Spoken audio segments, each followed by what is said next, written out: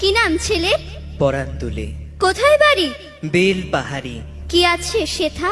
দারিদ্রতা, কি আছে সেথা? দারিদ্রতা। আর কিছু নাই? খিদের বালাই পড়াশুনো? কেউ করি না। স্কুল আছে? নয়কো কাছে কত দূরে? দেবান্তরে। মাস্টার কটা? মোটে একটা। স্কুল চলে? গোলেমালে বাবা আছেন? স্বর্গে গেছেন। মা কোথায়? রোগ সজ্জায় সংসার চলে? ভিক্ষা পেলে থাকিস কোথায়?